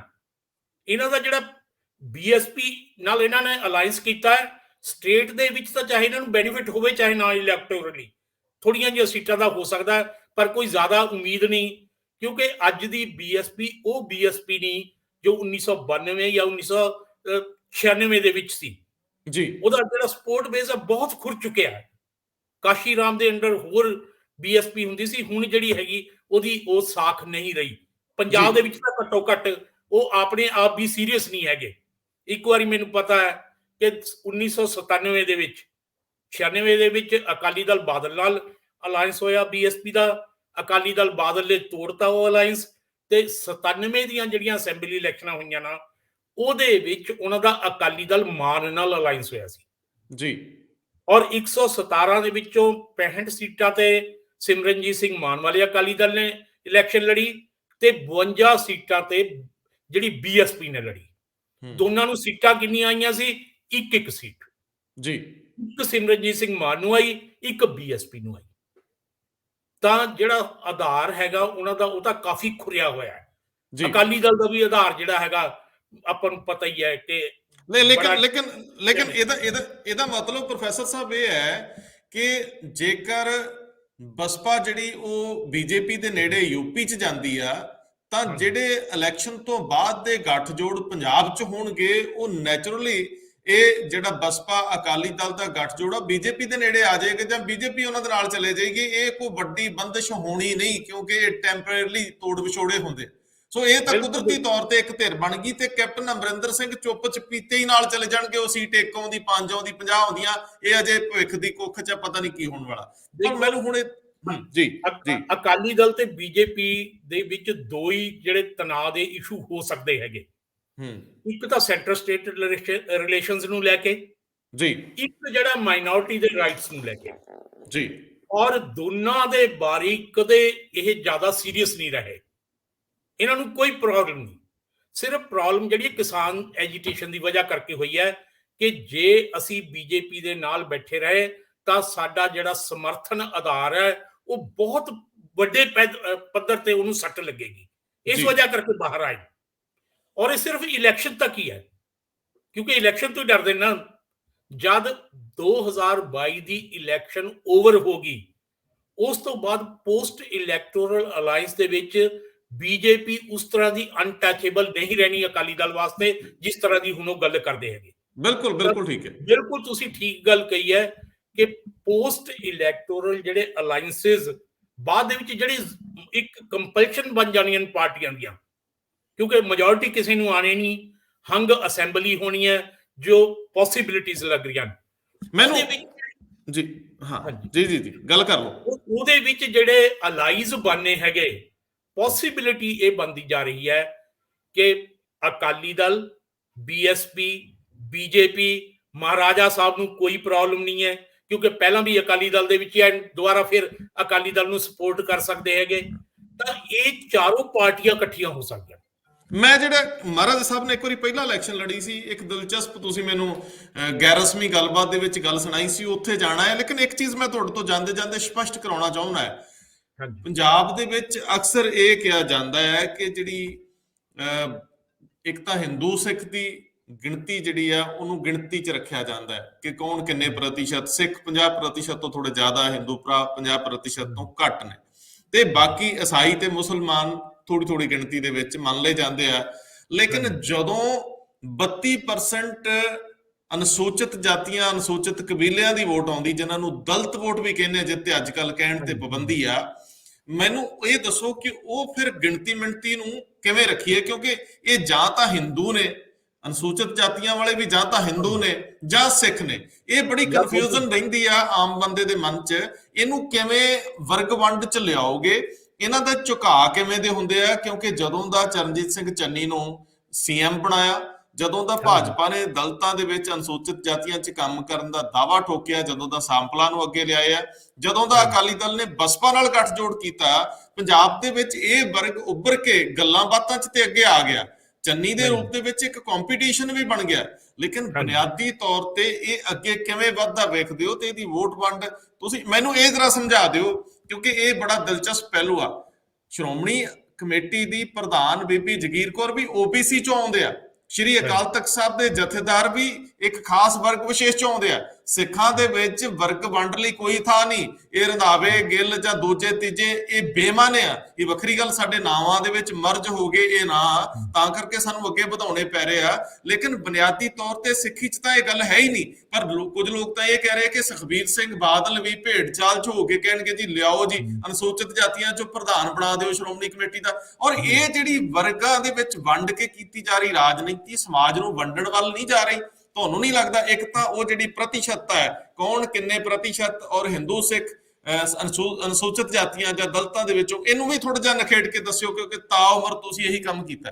ਰੰਧਾਵਾ ਸਾਹਿਬ, ਇਹ ਜਿਹੜਾ ਸ਼ਡਿਊਲ ਕਾਸਟਾਂ ਦਾ ਇਸ਼ੂ ਹੈ, ਇਹ ਪਹਿਲੀ ਵਾਰੀ ਮੇਰਾ ਖਿਆਲ ਇੰਨੇ ਵੱਡੇ ਪੱਧਰ ਤੇ ਸਿਆਸੀ ਮੁੱਦਾ ਬਣਿਆ। ਪਹਿਲਾਂ ਕਦੋਂ ਇੰਨਾ ਵੱਡਾ ਸਿਆਸੀ ਮੁੱਦਾ ਨਹੀਂ ਬਣਿਆ, ਕਿਉਂਕਿ ਆਪਾਂ ਦੇਖਦੇ ਹਾਂ ਕਿ ਜਿਹੜੀਆਂ ਰਿਜ਼ਰਵ ਸੀਟਾਂ ਹੈਗੀਆਂ ਸਿਰਫ ਉਹਨਾਂ ਤੇ ਜਿਹੜੇ ਸ਼ਡਿਊਲ ਕਾਸਟ ਇਲੈਕਸ਼ਨ ਲੜਦੇ ਹੈਗੇ, ਉਸ ਤੋਂ ਇਲਾਵਾ ਇੱਕ ਵੀ ਸੀਟ ਉਹਨਾਂ ਨੂੰ ਅਲਾਟ ਨਹੀਂ ਹੁੰਦੀ। ਜਾਂ ਪਿਛਲੇ ਵਾਰੀ ਜੇ ਆਪਾਂ 17 ਦੀ ਗੱਲ ਕਰੀਏ, ਇੱਕ ਸਿਰਫ ਜਿਹੜਾ ਹੈ ਇੱਕ ਸੀਟ ਨੂੰ ਛੱਡ ਕੇ ਜਿਹੜਾ ਸ਼ੇਰ ਸਿੰਘ ਗੁਬਾਇਆ ਦੇ ਸੁਪੁੱਤਰ ਹੈਗੇ, ਬਾਕੀ ਸਾਰੇ ਦੇ ਸਾਰੇ ਸ਼ਡਿਊਲ ਕਾਸਟ ਸਿਰਫ ਸੀਟਾਂ ਤੇ ਹੈਗੇ। ਇਹ ਜਿਹੜੀ ਸ਼ਡਿਊਲ ਕਾਸਟਾਂ ਦਾ ਮੁੱਦਾ ਹੈਗਾ ਨਾ, ਇਸ ਚੀਜ਼ ਨਾਲ ਉੱਭਰਿਆ ਜਦ ਅਕਾਲੀ ਦਲ ਨੇ ਬੀਐਸਪੀ ਦੇ ਨਾਲ ਅਲਾਈਅੰਸ ਕਰ ਲਿਆ। ਉਸ ਤੋਂ ਵੀ ਪਹਿਲਾਂ ਜਦੋਂ ਬੀਜੇਪੀ ਨੇ ਕਿਹਾ ਕਿ ਅਸੀਂ ਦਲਿਤ ਰਾਜਨੀਤੀ ਅੱਗੇ ਵਧਾਵਾਂਗੇ, ਅਸੀਂ ਦਲਿਤ ਫੇਸ ਲਿਆਵਾਂਗੇ, ਇਹ ਗੱਲ ਉਹਨਾਂ ਨੇ ਅਚੇਤ ਰੂਪ 'ਚ, ਮਤਲਬ ਉਹਨਾਂ ਨੇ ਹਿੰਦੂ ਬਹੁਗਿਣਤੀ ਤੋਂ ਸ਼ਿਫਟ ਹੋ ਕੇ ਪੰਜਾਬ 'ਚ ਕੱਲਿਆਂ ਰਾਜਨੀਤੀ ਤੋਰਨ ਲਈ ਇਹ ਸਲੋਗਨ ਵਧਾਇਆ। ਲੇਕਿਨ ਉਹਦਾ ਅਸਰ ਇਹ ਹੋਇਆ ਕਿ ਸਾਰੀਆਂ ਪਾਰਟੀਆਂ ਉੱਥੇ ਉਸ ਮੁੱਦੇ ਤੇ ਫੋਕਸ ਕਰ ਗਈਆਂ। ਬਿਲਕੁਲ ਉਸ ਮੁੱਦੇ ਤੇ ਕੇਂਦਰਿਤ ਹੋ ਗਈਆਂ। ਜਿਵੇਂ ਅਕਾਲੀ ਦਲ ਨੇ ਵੀ ਕਿਹਾ ਕਿ ਸਾਡਾ ਡਿਪਟੀ ਸੀਐਮ ਜਿਹੜਾ ਹੈਗਾ ਉਹ ਸ਼ਡਿਊਲ ਕਾਸਟ ਚੋਂ ਹੋਏਗਾ, ਆਮ ਆਦਮੀ ਪਾਰਟੀ ਨੇ ਵੀ ਕਿਹਾ ਕਿ ਸ਼ਡਿਊਲ ਕਾਸਟ ਚੋਂ ਹੋਏਗਾ, ਤੇ ਬੀਜੇਪੀ ਨੇ ਇਹ ਗੱਲ ਕਹੀ। ਇਸੇ ਤਰ੍ਹਾਂ ਹੀ ਜਿਹੜਾ ਕਾਂਗਰਸ ਨੇ ਤਾਂ ਸਿੱਧਾ ਲਿਆ ਕੇ ਚੀਫ ਮਿਨਿਸਟਰੀ ਠੋਕਤਾ। ਲੇਕਿਨ ਉਹਨਾਂ ਦੇ ਵੈਲਫੇਅਰ ਵਾਸਤੇ ਕਿੰਨੇ ਕੁ ਉਹਨਾਂ ਦੇ ਵੈਲਵਿਸ਼ਰ ਹੈਗੇ, ਤੁਸੀਂ ਪਿੱਛੇ ਚਲੇ ਜਾਓ ਜਿੰਨਾ ਮਰਜੀ, ਕਿ ਕਦੇ ਕੋਈ ਇੰਪੋਰਟੈਂਟ ਪੋਰਟਫੋਲੀਓ ਇਸ ਵਰਗ ਦੇ ਬੰਦੇ ਨੂੰ ਨਹੀਂ ਮਿਲਿਆ। ਬਿਲਕੁਲ ਬਿਲਕੁਲ, ਨਾ ਕਦੇ ਹੋਮ ਮਿਨਿਸਟਰੀ, ਨਾ ਕਦੇ PWD, ਨਾ ਕਦੇ ਫਾਈਨਾਂਸ, ਕੋਈ ਇੰਪੋਰਟੈਂਟ ਜਿਹੜਾ ਪੋਰਟਫੋਲੀਓ ਹੈ ਇਸ ਵਰਗ ਨੂੰ ਨਹੀਂ ਦਿੱਤਾ। ਇਹ ਜਿਹੜਾ ਇੱਕਦਮ ਜਿਸ ਤਰ੍ਹਾਂ ਹੋਇਆ ਨਾ ਕਿ ਵੱਖ-ਵੱਖ ਵਰਗ ਜਿਹੜੇ ਹੈਗੇ ਉਹਨਾਂ ਦੇ ਵਿੱਚ ਵੰਡਣਾ ਸਾਰੀ ਪਾਪੂਲੇਸ਼ਨ ਨੂੰ, ਜਿਵੇਂ ਅਕਾਲੀ ਦਲ ਨੇ ਕਿਹਾ ਕਿ ਅਸੀਂ 2 ਸਾਡੇ ਉਪ ਮੁੱਖ ਮੰਤਰੀ ਹੋਣਗੇ, ਇੱਕ ਹਿੰਦੂ ਹੋਏਗਾ ਤੇ ਇੱਕ ਜਿਹੜਾ ਹੈਗਾ ਸ਼ਡਿਊਲ ਕਾਸਟ ਹੋਏਗਾ। ਉਹਨਾਂ ਨੂੰ ਇਹ ਲੱਗਦਾ ਸੀ ਕਿ ਜੋ ਬੀਜੇਪੀ ਨਾਲ ਸਾਡਾ ਤੋੜ ਵਿਛੋੜਾ ਹੋਇਆ ਉਹਨੂੰ ਭਰਪਾਈ ਕਰਨ ਦਾ ਤਰੀਕਾ ਇਹ ਹੈ, ਹਿੰਦੂ ਵੋਟ ਹਾਸਲ ਕਰਨ ਦਾ ਤਰੀਕਾ ਇਹ ਹੈ ਕਿ ਅਸੀਂ ਇੱਕ ਹਿੰਦੂ ਨੂੰ ਉਪ ਮੁੱਖ ਮੰਤਰੀ ਪ੍ਰੋਜੈਕਟ ਕਰ ਦਈਏ, ਇੱਕ ਸ਼ਡਿਊਲ ਕਾਸਟ। ਸ਼ਡਿਊਲ ਕਾਸਟਾਂ ਦੀ ਪਾਪੂਲੇਸ਼ਨ ਦੇ ਹਿਸਾਬ ਨਾਲ ਤਾਂ ਉਹਨਾਂ ਦਾ ਚੀਫ ਮਿਨਿਸਟਰੀ ਬਣਨਾ ਚਾਹੀਦਾ ਹੈ। ਸਿੰਗਲ ਲਾਰਜੈਸਟ ਜਿਹੜੀ ਹੈ ਉਹ ਕਾਸਟ ਹੈ ਸ਼ਡਿਊਲ ਕਾਸਟ। ਹਾਲਾਂਕਿ ਸ਼ਡਿਊਲ ਕਾਸਟ ਦੇ ਵਿੱਚ ਵੀ 39 ਕਾਸਟ ਹੈਗੀਆਂ, ਕੋਈ ਇੱਕ ਤਾਂ ਹੈ ਨਹੀਂ। It is a group of castes ਜੀ। 39 ਕਾਸਟਾਂ ਨੂੰ ਮਿਲਾ ਕੇ ਸ਼ਡਿਊਲ ਕਾਸਟਸ ਬਣਦੇ ਹੈਗੇ, ਪਰ ਉਹਦੇ ਚ ਪ੍ਰਮੁੱਖ ਜਿਹੜੀਆਂ ਹੈਗੀਆਂ ਉਹ ਮਜ਼੍ਹਬੀ ਸਿੱਖ ਹੈਗੇ, ਚਮਾਰਜ਼ ਹੈਗੇ, 4-5 ਕਾਸਟਾਂ ਜਿਹੜੀਆਂ ਹੈਗੀਆਂ ਉਹਦੇ ਚ ਡੋਮੀਨੇਟ ਕਰਦੀਆਂ। ਜਿਵੇਂ ਅੱਜ ਕੱਲ੍ਹ ਸਾਡੇ ਚਰਨਜੀਤ ਚੰਨੀ ਹੈਗੇ ਮੁੱਖ ਮੰਤਰੀ, ਉਹ ਚਮਾਰ ਜਾਤ ਨੂੰ ਬਿਲੋਂਗ ਕਰਦੇ ਹੈਗੇ। ਇਹ ਜਿਹੜੀਆਂ ਹੈਗੀਆਂ ਇਹ ਸਾਰੀਆਂ ਵੋਟਾਂ ਲੈਣ ਦਾ ਚੱਕਰ ਜਿਹੜਾ ਹੈਗਾ ਇਸ ਵਾਰੀ ਸਿਲਸਿਲਾ ਚੱਲਿਆ। ਲੇਕਿਨ ਆਪਾਂ ਨੂੰ ਪੰਜਾਬ ਦਾ ਪਤਾ ਸਾਰਾ, ਜੋ ਪੁਰਾਣੀ ਹਿਸਟਰੀ ਰਹੀ ਹੈ, ਕਿ ਕਦੇ ਵੀ ਉਸ ਤਰ੍ਹਾਂ ਦੀ ਕਾਸਟ ਵਾਈਜ਼ ਜਿਹੜੀ VOTING ਹੈ ਇਸ ਵਰਗ ਦੀ ਤਰਫੋਂ ਨਹੀਂ ਹੋਈ ਹੈ। ਇਹ ਧਰੁਵੀਕਰਨ ਕਦੇ ਨਹੀਂ ਹੁੰਦਾ, ਇਹ ਧਰੁਵੀਕਰਨ ਕਦੇ ਨਹੀਂ ਹੁੰਦਾ ਵੀ ਪੂਰੀਆਂ ਦੀਆਂ ਪੂਰੀਆਂ ਪੈ ਜਾਣ। ਨਹੀਂ ਹੋਇਆ। ਕਿਉਂਕਿ ਜਿਹੜਾ ਸ਼ਡਿਊਲ ਕਾਸਟ ਪਾਪੂਲੇਸ਼ਨ ਹੈ ਨਾ, ਉਹਦੇ ਵਿੱਚ ਜ਼ਿਆਦਾਤਰ ਲੋਕ, ਖਾਸ ਤੌਰ ਤੇ Sikh scheduled caste, they are concerned with agricultural profession. ਬਿਲਕੁਲ। ਔਰ ਉੱਥੇ ਉਹਨਾਂ ਦਾ ਲੈਂਡਲੌਰਡ ਜਿਹੜਾ ਜੱਟ ਸਿੱਖ ਹੈ, ਉਹਦੀ ਚੱਲਣੀ ਹੈ ਚੌਧਰ, ਉਹ ਤੋਂ ਬਾਹਰ ਜਾ ਕੇ ਨਹੀਂ ਵੋਟ ਪਾ ਸਕਦੇ। ਇਸੇ ਕਰਕੇ ਆਪਾਂ ਦੇਖਦੇ ਹਾਂ ਕਿ ਮਾਲਵੇ ਤੇ ਮਾਝੇ ਦਾ ਜੋ ਸ਼ਡਿਊਲ ਕਾਸਟ ਹੈ, ਸਿੱਖ ਸ਼ਡਿਊਲ ਕਾਸਟ, ਉਹ ਦੋ ਮੇਜਰ ਪਾਰਟੀਆਂ 'ਚ ਹੀ ਰਹਿੰਦਾ ਹੈ, ਜਿਨ੍ਹਾਂ ਦੀ ਲੀਡਰਸ਼ਿਪ ਜੱਟ ਸਿੱਖਾਂ ਦੇ ਹੱਥ ਦੇ ਵਿੱਚ ਹੈ ਜੀ। ਇਹ ਜਿਹੜੀਆਂ ਗੱਲਾਂ ਹੈਗੀਆਂ, ਹੁਣ ਇੱਕ ਮੁੱਦਾ ਤਾਂ ਬਣਾ ਲਿਆ, ਪਰ ਇਹਦਾ ਕਿਸ ਪਾਰਟੀ ਨੂੰ ਕਿੰਨੇ ਫਾਇਦਾ ਲੱਗਦਾ ਹੈ, ਮੈਨੂੰ ਨਹੀਂ ਲੱਗਦਾ ਕਿ ਬਹੁਤ ਜ਼ਿਆਦਾ ਇਹ ਜਿਹੜਾ ਹੈਗਾ ਫਾਇਦਾ ਹੋਣ ਵਾਲਾ ਹੈ। ਇੱਕ ਮੁੱਦਾ ਹੈ, ਬਹੁਤ ਇੱਕ ਸੈਂਟਰਲ ਇਸ਼ੂ ਬਣਿਆ ਹੈਗਾ। ਅਸੀਂ ਠੀਕ ਤੁਹਾਡੀ ਗੱਲ, ਅਸੀਂ ਇਹਦੇ ਉੱਤੇ ਵਿਸ਼ੇਸ਼ ਤੌਰ ਦੇ ਉੱਤੇ ਇੱਕ ਵੱਖਰਾ ਸੈਗਮੈਂਟ ਰੱਖਾਂਗੇ, ਐਪੀਸੋਡ ਕਰਾਂਗੇ ਕਿ ਇਹ ਕਿਵੇਂ ਕਿਵੇਂ ਅੱਗੇ ਵੱਧਦੀ ਰਹੀ ਰਾਜਨੀਤੀ ਬੀਤੇ 'ਚ, ਤੇ ਅੱਜ ਕੱਲ੍ਹ ਜਿਹੜੇ ਜਿਸ ਤਰ੍ਹਾਂ ਦੇ ਸਮੀਕਰਨ ਬਣ ਰਹੇ ਆ, ਤਰੀਕਾਕਾਰ ਨੇ, ਉਹਨਾਂ ਦੇ ਵਿੱਚ ਕਿਵੇਂ ਵੋਟ ਅੱਗੇ ਪ੍ਰੈਕਟੀਕਲੀ ਅੱਗੇ ਵਧੂਗੀ। ਲੇਕਿਨ ਹੁਣ ਮੈਂ ਆਖਰੀ ਜਿਹੜਾ ਸਵਾਲ ਮੇਰਾ, ਕੈਪਟਨ ਅਮਰਿੰਦਰ ਸਿੰਘ ਅੱਜ ਕਾਫੀ ਆਤਮ ਵਿਸ਼ਵਾਸੀ ਲੱਗਦੇ ਸੀ। ਮੈਨੂੰ ਤਾਂ ਲੱਗਦਾ ਸੀ ਵੀ ਉਹ ਅੱਜ ਕਾਂਗਰਸ ਨੂੰ ਚੰਗੀ ਤਰ੍ਹਾਂ ਸਬਕ ਸਿਖਾਉਣਗੇ।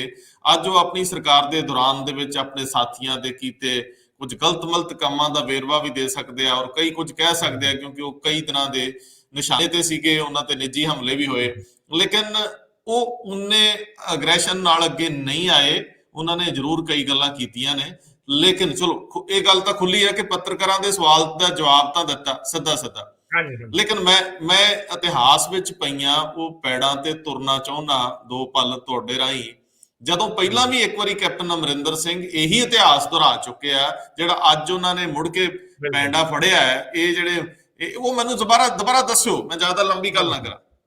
ਵੈਸੇ ਅੱਜ ਮੈਂ ਉਹਨਾਂ ਦੀ ਸਾਰੀ ਪ੍ਰੈਸ ਕਾਨਫਰੰਸ ਸੁਣੀ ਹੈ ਲਾਈਵ, ਉਹਦੇ ਵਿੱਚ ਚੱਲ ਉਹਨਾਂ ਨੇ ਆਪਣੀਆਂ ਅਚੀਵਮੈਂਟਸ ਗਿਣਾਈਆਂ ਹੈਗੀਆਂ ਕਿ ਮੈਂ ਇੰਨੇ ਕਰੋੜ ਰੁਪਇਆ ਇਸ ਕੰਮ ਵਾਸਤੇ ਰੱਖਤਾ, ਇੰਨੇ ਕਰੋੜ ਇਸ ਵਾਸਤੇ ਰੱਖਤਾ, ਲੇਕਿਨ ਲੋਕ ਇਸ ਗੱਲ ਦਾ ਮਜ਼ਾਕ ਉਡਾਉਂਦੇ ਨੇ ਕਿ ਗਰਾਊਂਡ ਤੇ ਤਾਂ ਕੋਈ ਕੰਮ ਹੋਇਆ ਨਹੀਂ ਹੈ ਜੀ। ਔਰ ਜੇ ਉਹਨਾਂ ਨੂੰ ਰਿਪਲੇਸ ਕੀਤਾ, ਉਹਨਾਂ ਦੀ ਨਾਨ ਪਰਫਾਰਮੈਂਸ ਦੀ ਵਜ੍ਹਾ ਕਰਕੇ ਕੀਤਾ ਗਿਆ। ਬਿਲਕੁਲ। ਅੱਜ ਸਾਰੇ ਲੋਕਾਂ ਨੂੰ ਉਮੀਦ ਸੀ ਕਿ ਸ਼ਾਇਦ ਪਾਰਟੀ ਉਹ ਅਨਾਉਂਸ ਕਰ ਦੇਣ, ਲੇਕਿਨ ਪਾਰਟੀ ਤਾਂ ਨਹੀਂ ਉਹਨਾਂ ਨੇ ਅਨਾਉਂਸ ਕੀਤੀ। ਇਹ ਗੱਲ ਕਹੀ ਕਿ ਮੈਂ ਪਾਰਟੀ ਬਣਾਉਣ ਜਾ ਰਿਹਾ, ਉਹਦਾ ਨਾਮ ਬਾਅਦ ਦੇ ਵਿੱਚ ਦੱਸ ਦੇਵਾਂਗੇ। ਇਹ ਜਿਹੜੀ ਗੱਲ, ਇੱਕ ਅਲੱਗ ਪਾਰਟੀ ਬਣਾ ਕੇ ਮੇਜਰ ਪਾਰਟੀ ਚੋਂ ਨਿਕਲਣਾ ਤੇ ਸੈਂਟਰ ਦੀ ਪਾਰਟੀ ਨਾਲ ਗੱਠਜੋੜ ਕਰਨ ਦੀ ਗੱਲ ਕਰਨੀ, ਇਹ ਪਹਿਲਾਂ ਵੀ ਅਮਰਿੰਦਰ ਸਿੰਘ ਹੋਣੀ ਇੱਕ ਵਾਰੀ ਕਰ ਚੁੱਕੇ ਜੀ। ਇਹ 30 ਸਾਲ ਪੁਰਾਣੀ ਹਿਸਟਰੀ ਫੇਰ ਜਿਹੜੀ ਇਹ ਦੁਹਰਾਈ ਜਾ ਰਹੀ ਹੈ। 30 ਸਾਲ ਪਹਿਲਾਂ 1992 ਦੀ ਗੱਲ ਹੈ। ਪਹਿਲਾਂ ਸਾਨੂੰ ਪਤਾ ਹੈ ਕਿ 1985 ਦੇ ਵਿੱਚ ਬਰਨਾਲਾ ਸਾਹਿਬ ਦੀ ਸਰਕਾਰ ਬਣੀ, ਔਰ ਹਰਮੰਦਰ ਸਾਹਿਬ ਦੇ ਵਿੱਚ ਪੁਲਿਸ ਐਂਟਰੀ ਦੇ ਇਸ਼ੂ ਤੇ 30 ਅਪ੍ਰੈਲ 1986 ਨੂੰ ਤਕਰੀਬਨ 30 MLA ਜਿਹੜੇ ਬਾਦਲ ਸਾਹਿਬ ਦੀ ਲੀਡਰਸ਼ਿਪ ਦੇ ਵਿੱਚ, ਉਹ ਬਰਨਾਲੇ ਦੀ ਸਰਕਾਰ ਨੂੰ ਛੱਡ ਕੇ ਉਹਨਾਂ ਨੇ ਅਲੱਗ ਪਾਰਟੀ ਬਣਾ ਲਈ ਸੀ, ਅਕਾਲੀ ਦਲ ਬਾਦਲ ਜੀ, ਔਰ ਅਮਰਿੰਦਰ ਸਿੰਘ ਉਹਨਾਂ ਦੇ ਵਿੱਚ ਇੱਕ ਸੀ। ਲੇਕਿਨ ਬਾਅਦ ਦੇ ਵਿੱਚ ਜਿਹੜਾ ਹੈਗਾ, ਉਹਨਾਂ ਨੇ ਜਦ ਇਲੈਕਸ਼ਨਾਂ ਦੀ ਵਾਰੀ ਆਈ 1992 ਦੀਆਂ ਇਲੈਕਸ਼ਨਾਂ ਤੱਕ, ਸਾਰੀਆਂ ਪਾਰਟੀਆਂ ਨੇ ਇਹ ਡਿਸਾਈਡ ਕਰ ਲਿਆ, ਜਿੰਨੇ ਅਕਾਲੀ ਦਲ ਦੇ ਫੈਕਸ਼ਨ ਸੀ ਉਸ ਟਾਈਮ, ਅਕਾਲੀ ਦਲ ਦੇ 6 ਗਰੁੱਪ ਸੀ, 6 ਦੇ 6 ਅਕਾਲੀ ਦਲ ਦੇ ਗਰੁੱਪਾਂ ਨੇ ਫੈਸਲਾ ਕੀਤਾ ਕਿ ਅਸੀਂ ਇਹ ਇਲੈਕਸ਼ਨ ਨਹੀਂ ਲੜਨੀ, ਇਹਦਾ ਬਾਈਕਾਟ ਕਰਾਂਗੇ, ਕਿਉਂਕਿ ਜਦ ਤੱਕ ਸੈਂਟਰ ਜਿਹੜਾ ਹੈਗਾ ਉਹ ਪੰਜਾਬ ਨੂੰ ਕੋਈ ਬਹੁਤ ਬੜਾ ਪੈਕੇਜ ਨਹੀਂ ਦਿੰਦਾ, ਜਦ ਤੱਕ ਅਸੀਂ ਇਹ ਇਲੈਕਸ਼ਨ ਨਹੀਂ ਲੜਨੀ। ਤਾਂ ਅਮਰਿੰਦਰ ਸਿੰਘ ਉਹਨਾਂ ਨੇ ਸੋਚਿਆ ਕਿ ਬਹੁਤ ਅੱਛਾ ਮੌਕਾ ਹੈ ਆਪਣਾ ਅਲੱਗ ਅਕਾਲੀ ਦਲ, ਬਾਦਲ ਅਕਾਲੀ ਦਲ ਦੇ ਵਿੱਚੋਂ ਨਿਕਲ ਕੇ, ਜਿਵੇਂ ਅੱਜ ਕੱਲ੍ਹ ਕਾਂਗਰਸ ਚੋਂ ਨਿਕਲੇ ਨਾ, ਬਾਦਲ ਅਕਾਲੀ ਦਲ ਦੇ ਵਿੱਚੋਂ ਨਿਕਲ ਕੇ ਉਹਨਾਂ ਨੇ ਇੱਕ ਅਲੱਗ ਅਕਾਲੀ ਦਲ ਬਣਾਇਆ ਸੀ, ਅਕਾਲੀ ਦਲ ਕਾਬਲ ਜੀ, ਜਿਹਨੂੰ ਲੋਕ ਇਹ ਵੀ ਕਹਿੰਦੇ ਨਾ ਕਾਬਲ, ਪਰ ਉਹਦਾ ਨਾਮ ਸੀ ਅਕਾਲੀ ਦਲ ਕਾਬਲ, ਕਿਉਂਕਿ ਉਦੋਂ ਮੇਰਾ ਖਿਆਲ ਉਦੋਂ ਕਾਬਲ, ਸਰਦਾਰ ਕਾਬਲ ਸਿੰਘ ਇਹਦੇ ਪ੍ਰਧਾਨ ਸੀ ਜਦੋਂ ਫੁੱਟ ਪੈਂਦੀ ਵੰਡ ਹੁੰਦੀ। ਹਾਂ ਜੀ, ਬਿਲਕੁਲ। ਲੇਕਿਨ ਚੀਫ ਮਿਨਿਸਟਰ ਦੇ ਕੈਂਡੀਡੇਟ ਮਹਾਰਾਜਾ ਸਾਹਿਬ ਸੀ, ਇਹਨਾਂ ਨੂੰ ਬਣਾਇਆ ਗਿਆ ਤੇ ਇਹਨਾਂ ਨੇ ਸੈਂਟਰ ਗਵਰਨਮੈਂਟ ਦੇ ਨਾਲ ਗੱਲਬਾਤ ਕਰਕੇ ਜਿਹੜੀ ਇਸ ਗਰੁੱਪ ਨੇ 60 ਸੀਟਾਂ ਤੇ ਇਲੈਕਸ਼ਨ ਲੜਨ ਦਾ ਫੈਸਲਾ ਕੀਤਾ ਜੀ, ਕਿ ਅਸੀਂ ਇੱਕ ਅਲੱਗ ਪਾਰਟੀ, ਸਾਰੇ ਅਕਾਲੀ ਦਲਾਂ ਤੋਂ ਅਲੱਗ ਹੋ ਕੇ ਇੱਕ ਅਲੱਗ ਪਾਰਟੀ ਬਣਾ ਲਈ, ਅਕਾਲੀ ਦਲ ਕਾਬਲ, ਤੇ 60 ਸੀਟਾਂ ਤੇ ਲੜਨ ਦਾ ਫੈਸਲਾ ਕਰ ਲਿਆ ਕਿ ਆਊਟਕਮ ਤੋਂ ਬਾਅਦ ਜਿਹੜਾ ਅਮਰਿੰਦਰ ਸਿੰਘ ਹੈ, he will be chief minister. ਜਦੋਂ ਜਦੋਂ ਸਰਦਾਰ ਬੇਅੰਤ ਸਿੰਘ ਮੁੱਖ ਮੰਤਰੀ ਬਣ ਗਏ, ਸਰਦਾਰ ਬੇਅੰਤ ਸਿੰਘ ਜਦ ਮੁੱਖ ਮੰਤਰੀ ਬਣੇ, ਇਹ 1992 ਦੀ ਗੱਲ ਹੈ। 92 ਦੀ ਤਾਂ ਗੱਲ। ਜਦ ਇਲੈਕਸ਼ਨਸ ਹੋਈਆਂ, ਉਹਦੇ ਵਿੱਚ ਬੜੇ ਹੈਰਾਨੀਜਨਕ ਨਤੀਜੇ ਆਏ। ਲੋਕਾਂ ਨੂੰ ਤਾਂ ਇਹ ਲੱਗਦਾ ਸੀ ਕਿ 60 ਸੀਟਾਂ ਅਕਾਲੀ ਦਲ ਕਾਬਲ ਨੇ ਲੜੀਆਂ, ਘੱਟੋ ਘੱਟ 25-30 ਤਾਂ ਇਹਨਾਂ ਨੂੰ ਜਿੱਤਣਗੇ ਇਹ। ਜਦ ਰਿਜ਼ਲਟ ਆਏ, ਉਹਦੇ ਵਿੱਚ 117 ਦੇ ਵਿੱਚੋਂ ਅਕਾਲੀ ਦਲ ਕਾਬਲ ਨੂੰ ਸਿਰਫ 3 ਸੀਟਾਂ ਮਿਲੀਆਂ। ਉਹ ਵੀ 3 ਸੀਟਾਂ ਵੀ ਕਿਵੇਂ ਕਿ ਮਹਾਰਾਜਾ ਅਮਰਿੰਦਰ ਸਿੰਘ ਉਹਨਾਂ ਨੇ 2 ਸੀਟਾਂ ਤੇ ਇਲੈਕਸ਼ਨ ਲੜੀ ਸੀ, ਇੱਕ ਖਰੜ ਤੋਂ, ਇੱਕ ਸਮਾਣੇ ਤੋਂ। ਇੱਕ ਖਰੜ ਦੇ ਵਿੱਚ ਜਿੱਥੇ ਕੰਪੀਟੀਸ਼ਨ ਹੋਇਆ, ਇਲੈਕਸ਼ਨ ਹੋਈ, ਸਾਰੀਆਂ ਪਾਰਟੀਆਂ ਦੇ ਕੈਂਡੀਡੇਟ ਖੜੇ ਹੋਏ, ਮਹਾਰਾਜੇ ਨੂੰ ਸਿਰਫ 9.32% ਜਿਹੜੀਆਂ ਵੋਟਾਂ ਪਈਆਂ, 9.32% ਇੰਨੀਆਂ। ਇੱਕ ਜਗ੍ਹਾ ਸਮਾਣੇ ਦੇ ਵਿੱਚ ਕਾਂਗਰਸ ਨੇ ਸੀਕ੍ਰੇਟ ਅੰਡਰਸਟੈਂਡਿੰਗ ਦੇ ਤਹਿਤ ਉਹਨਾਂ ਦੇ ਖਿਲਾਫ ਕੋਈ ਕੈਂਡੀਡੇਟ ਨਹੀਂ ਖੜਾ ਕੀਤਾ, ਕਿਸੇ ਪਾਰਟੀ ਦਾ ਕੋਈ ਕੈਂਡੀਡੇਟ ਨਹੀਂ ਸੀ। ਮਹਾਰਾਜਾ ਵਾਸ ਦੀ ਅਲੋਨ ਕੈਂਡੀਡੇਟ ਫਰੋਮ ਸਮਾਣਾ, ਉੱਥੋਂ ਜਿੱਤੇ ਸੀ। ਤਾਂ 3 ਸੀਟਾਂ ਸਾਰੀਆਂ ਆਈਆਂ, ਇੱਕ ਇੰਦਰ ਸਿੰਘ ਅਜੀਤ ਸਿੰਘ ਜ਼ੀਰਾ ਜਿੱਤੇ, ਇੱਕ ਖਡੂਰ ਸਾਹਿਬ ਤੋਂ ਜਿਹੜਾ ਰਣਜੀਤ ਸਿੰਘ ਹੋਣੀ ਜਿੱਤੇ, ਇੱਕ ਮਹਾਰਾਜਾ ਅਮਰਿੰਦਰ ਸਿੰਘ ਹੋਣੀ ਇਹ ਜਿੱਤੇ ਸਮਾਣੇ ਤੋਂ ਜੀ। ਤਾਂ ਜਦ ਸੀਟਾਂ ਹੀ 3 ਆਈਆਂ 117 ਦੇ ਵਿੱਚੋਂ, ਕਾਂਗਰਸ ਦੇ ਮੈਂ ਦੇਖਿਆ ਉਹਨਾਂ ਦਿਨਾਂ ਦੇ ਵਿੱਚ, ਮੈਂ ਦਿੱਲੀ ਗਿਆ ਹੋਇਆ ਸੀ, ਇੱਕ ਬਲਿਟਸ ਜਿਹੜੇ ਹੈਗਾ ਵੀਕਲੀ ਨਿਕਲਦੀ ਸੀ, ਬਹੁਤ ਪ੍ਰੋਮੀਨੈਂਟ ਵੀਕਲੀ ਸੀ, ਖੁਸ਼ਵੰਤ ਸਿੰਘ ਉਹਨੂੰ ਕੱਢਦੇ ਹੁੰਦੇ ਸੀ। ਉਹਦੇ ਫਰੰਟ ਪੇਜ ਤੇ ਨਿਊਜ਼ ਸੀ ਇਲੈਕਸ਼ਨ ਵਾਲੇ ਦਿਨ ਕਿ Amarinder Singh to be the next chief minister of Punjab. ਲੇਕਿਨ ਜਦ ਸੀਟਾਂ 3 ਨਿਕਲੀਆਂ ਤੇ ਕਾਂਗਰਸ ਦੀਆਂ ਆ ਗਈਆਂ 87 ਜੀ, ਉੱਥੇ ਰੌਲਾ ਪੈ ਗਿਆ ਕਾਂਗਰਸ 'ਚ ਕਿ ਜਿਹੜੀਆਂ 3 ਸੀਟਾਂ ਵਾਲੀ ਪਾਰਟੀ ਨੂੰ, ਉਹ ਵੀ 3 ਉਹ ਹੈਗੀਆਂ ਜਿਹੜੀ ਇੱਕ ਤਾਂ ਤੁਸੀਂ ਜਿਤਾਈ ਹੈ ਜੀ, ਉਹਨੂੰ ਤੁਸੀਂ ਕਿਵੇਂ ਬਣਾਓਗੇ। ਤਾਂ ਇਸ ਸਿਚੁਏਸ਼ਨ ਦੇ ਵਿੱਚ ਮਹਾਰਾਜੇ ਨੂੰ ਛੱਡ ਕੇ ਫਿਰ ਬੇਅੰਤ ਸਿੰਘ ਜਿਹੜਾ ਹੈ ਕਾਂਗਰਸ ਪਾਰਟੀ ਦਾ, ਉਹ ਚੀਫ ਮਿਨਿਸਟਰ ਬਣਿਆ। ਔਰ ਉਹੀ ਸਿਚੁਏਸ਼ਨ ਅੱਜ ਫਿਰ ਰਿਪੀਟ ਹੋ ਰਹੀ ਹੈ ਜੀ। ਪਹਿਲਾਂ ਅਕਾਲੀ ਦਲ ਨੂੰ ਛੱਡ ਕੇ ਅਲੱਗ ਗਰੁੱਪ ਬਣਾ ਕੇ ਸੈਂਟਰ ਦੀ ਅੰਡਰਸਟੈਂਡਿੰਗ ਦੇ ਨਾਲ ਇਲੈਕਸ਼ਨ ਲੜੀ ਸੀ। ਅੱਜ ਉਹੀ ਸਿਚੁਏਸ਼ਨ ਹੈ ਕਿ ਕਾਂਗਰਸ ਪਾਰਟੀ ਨੂੰ ਛੱਡ ਕੇ ਸੈਂਟਰਲ ਪਾਰਟੀ ਨਾਲ ਅੰਡਰਸਟੈਂਡਿੰਗ ਦੇ ਤਹਿਤ ਹੁਣ ਇਲੈਕਸ਼ਨ ਲੜਨ ਦੀ ਤਿਆਰੀ ਹੋ ਰਹੀ ਹੈ। ਬਿਲਕੁਲ। ਔਰ ਮੈਨੂੰ ਲੱਗਦਾ ਹੋਣਾ ਉਹੀ ਹੈ ਜੋ 1992 ਦੇ ਵਿੱਚ ਹੋਇਆ ਸੀ।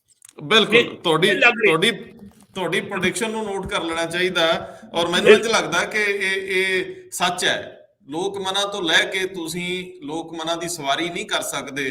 ਤੇ ਦੂਜਾ ਪਹਿਲੂ ਇਹ ਵੀ ਹੁੰਦਾ ਕਿ ਜਦੋਂ ਤੁਹਾਡੇ ਕੋਲ ਸੱਤਾ ਸੀ, ਪਰਫਾਰਮ ਕਰਨਾ ਸੀ, ਉਦੋਂ ਤੁਸੀਂ ਸਰਾਣੇ ਬਾਂਹ ਦੇ ਕੇ ਸੁੱਤੇ ਰਹੇ।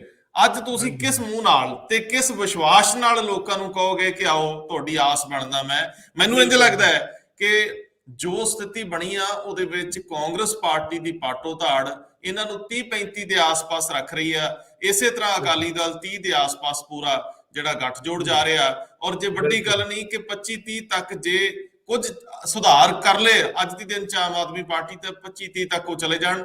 ਹੰਗ ਅਸੈਂਬਲੀ ਦੀ ਪੂਰੀ ਉਮੀਦ ਆ 5-7-10 ਸੀਟਾਂ ਤੱਕ ਬਾਕੀ ਗੱਠਜੋੜ ਜੀ। ਰੰਧਾਵਾ ਸਾਹਿਬ ਤੁਹਾਡੀ ਗੱਲ ਵਿੱਚ ਹੀ, ਮੈਨੂੰ ਨਹੀਂ ਲੱਗਦਾ ਕਿ ਕੋਈ ਵੀ ਪਾਰਟੀ ਚਾਹੇ ਜਿੰਨੀ ਮਰਜ਼ੀ ਇਸ ਸਿਚੁਏਸ਼ਨ ਦੇ ਵਿੱਚ ਕੋਸ਼ਿਸ਼ ਕਰ ਲਵੇ, 40 ਤੋਂ ਉੱਪਰ ਕਿਸੇ ਨੇ ਨਹੀਂ ਕ੍ਰਾਸ ਕਰਨਾ ਤਿੰਨਾਂ ਦੇ। ਬਿਲਕੁਲ। ਚਾਹੇ ਅਕਾਲੀ ਦਲ ਬੀਐਸਪੀ ਹੈ, ਚਾਹੇ ਕਾਂਗਰਸ ਹੈ, ਚਾਹੇ ਆਮ ਆਦਮੀ ਪਾਰਟੀ ਹੈ, ਚਾਹੇ ਹੋਰ ਪਾਰਟੀਆਂ ਨਾਲ ਵੀ ਅਲਾਈਅੰਸ ਕਰ ਲਵੇ ਛੋਟੀਆਂ ਮੋਟੀਆਂ ਨਾਲ, 40 ਤੋਂ ਉੱਪਰ ਇਹਨਾਂ ਤਿੰਨਾਂ ਚੋਂ ਕੋਈ ਨਹੀਂ ਟੱਪਣ ਲੱਗਿਆ। ਬਿਲਕੁਲ ਠੀਕ ਹੈ। ਔਰ ਅਸੀਂ post electoral alliance will be compulsion ਜੀ। ਔਰ ਉਸ ਕੰਪਲਸ਼ਨ ਦੇ ਵਿੱਚ ਕਿਹੜੀ ਪਾਰਟੀ ਕਿਹਦੇ ਨਾਲ ਹੁੰਦੀ ਹੈ, ਇਹ ਜਿਹੜਾ ਹੈਗਾ ਦੇਖਣਾ। ਬਿਲਕੁਲ, ਮੈਨੂੰ ਇੰਜ ਲੱਗਦਾ ਵੀ ਉੱਤਰ ਕਾਟੋ ਮੈਚ ਜਿਹੜਾ ਫਿਰ ਦੁਹਰਾਈ ਜਾਊਗੀ। ਤੂੰ ਚੱਲ ਮੈਂ ਆਇਆ। ਔਰ ਕੋਲੀਸ਼ਨ ਗਵਰਨਮੈਂਟ ਦਾ ਜਿਹੜਾ ਹੈ ਉਹ ਪੋਸਿਬਿਲਿਟੀ ਜਿਹੜੀ ਹੈ ਉਹ ਕੋਲੀਸ਼ਨ ਦੀ ਜਿਹੜੀ ਹੈ ਉਹ ਕਿਸੇ ਪਾਰਟੀ ਦੀ ਕਿਸੇ ਨਾਲ ਬਣ ਸਕਦੀ ਹੈ, but it will not be a one party government Punjab ਦੇ ਵਿੱਚ ਜੋ ਆਉਣ ਵਾਲੀ ਸਿਚੁਏਸ਼ਨ ਹੈ। ਪੰਜਾਬ ਦੇ ਲੋਕ ਇਹੀ ਚਾਹੁੰਦੇ ਆ ਕਿ ਸੱਤਾ ਕਿਸੇ ਇੱਕ ਹੱਥ ਵਿੱਚ ਇੰਨੀ ਪਾਵਰਫੁਲ ਤਰੀਕੇ ਨਾਲ ਨਾ ਚਲੀ ਜਾਵੇ ਕਿ ਉਹ ਸਾਨੂੰ ਜਿਵੇਂ ਚਾਹੇ ਡਿਕਟੇਟ ਕਰੇ।